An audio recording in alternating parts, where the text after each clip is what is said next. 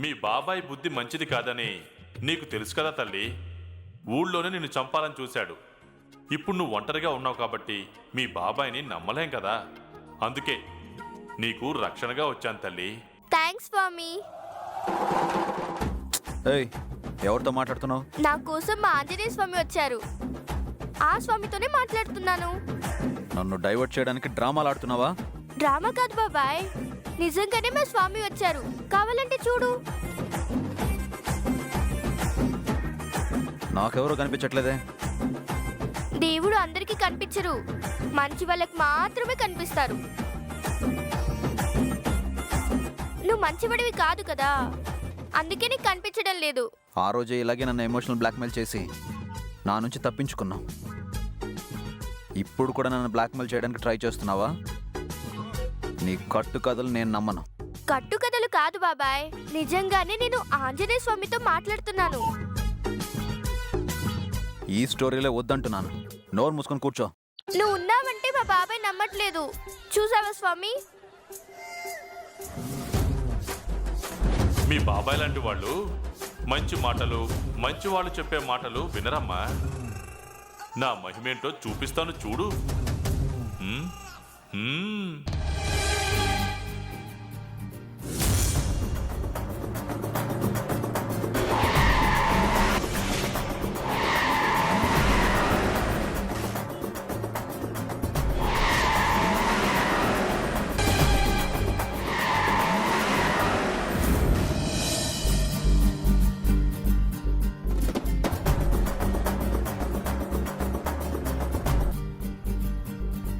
నువ్వు నమ్మలేదు కాబట్టి స్వామి ఇలా చేశారు. ఇప్పటికైనా నా మాట నమ్ముతావా? నీకు ఇలాంటి బ్లాక్ మ్యాజిక్లు కూడా వచ్చా? ఎక్కడ నేర్చుకున్నావు? ఊళ్ళో మీ తాతయ్య చెప్పినట్టు మీ బాబాయ్ నిజంగా పడుద్దాయి. నువ్వు నేను చెప్తే నమ్మడమ్మా. నిజమే స్వామి.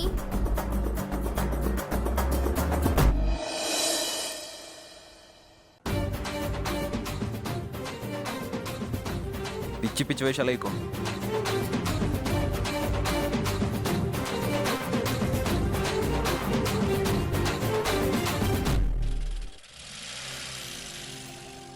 దిగో.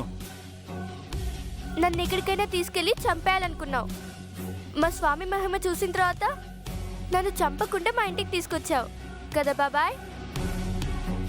నాకు చేతగాక వదిలేశానని ఫోజు కొట్టకు. ఎంగేజ్మెంట్లోగా ఏదో ఒకటి చేస్తాను, చూస్తూ ఉండు. ఆల్ ది బెస్ట్ బాబాయ్.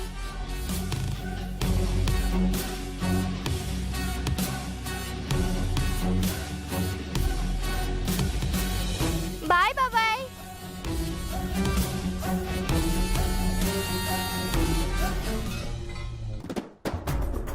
మనుషుల మనస్సుల్లాగానే వాళ్ళు ప్రయోగించే వాహనాలు కూడా ఇరుకే. మీ బాబాయ్కి బాగానే సవాల్ చేసావే. నువ్వు ఉన్నావనే ధైర్యం స్వామి. అవునా? అవును స్వామి. మా బాబాయ్ నన్ను ఏం చేయకుండా ఇంటి వరకు తోడుగా వచ్చినందుకు థ్యాంక్స్ స్వామి. అమ్మా, అలాంటి వాళ్ళది నిజమైన ప్రేమ కాదు, అది వ్యామోహం. ఎగ్జాక్ట్లీ చిన్నత్త. నిజంగా ప్రేమించుకున్న వాళ్ళు అలా చేయరు. ఎంత మనసు విరిగిపోతే కన్న కూతుర్ని పట్టుకొని మా దృష్టిలో చచ్చిపోయా ఉంటుందా తల్లి? అది సరే అమ్మా, తన కూతురుతో తన మాట అనేటప్పుడు ఆమె మాటల్లో వ్యథ, కళ్ళల్లో బాధ గమనించావమ్మా? పెద్దబాబుకు బర్త్డే విషెస్ చెప్పు కూడా వెళ్ళాం కదా. ఊరికే ఎలా కాలిపోతుంది? మంట పెడితేనో పడితేనో తగలబడుతుంది.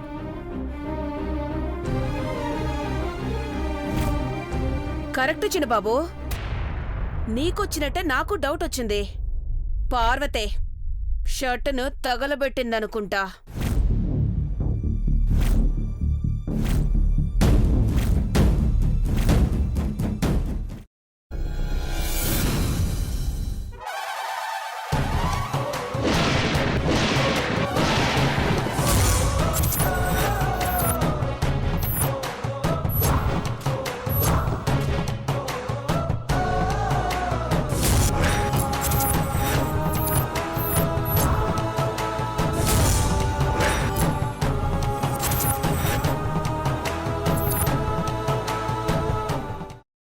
వేసుకున్న తర్వాత పొట్టు తీసేసి చాప్ చేసి పక్కన పెట్టుకోవాలి. ఒక ప్యాన్లో కొద్దిగా నూనె వేడి చేసి అందులో ఆవాలు, మినప్పప్పు, శనగపప్పు, కరివేపాకు, సన్నగా తరిగి పెట్టుకున్న ఉల్లిపాయలు వేసుకుని 1 నిమిషం పాటు వేయించుకోవాలి. ఆ తర్వాత కాల్చి కట్ చేసి పెట్టుకున్న వంకాయని కూడా అందులో వేసుకుని బాగా మిక్స్ చేసి బౌల్లోకి ట్రాన్స్ఫర్ చేసుకుని అందులో తగినంత చిక్కటి పెరుగు లేదా పల్చటి పెరుగు వేసుకుని మిక్స్ చేసి అన్నంతో కానివ్వండి, చపాతీతో కానివ్వండి సర్వ్ చేసినా చాలా బాగుంటుంది.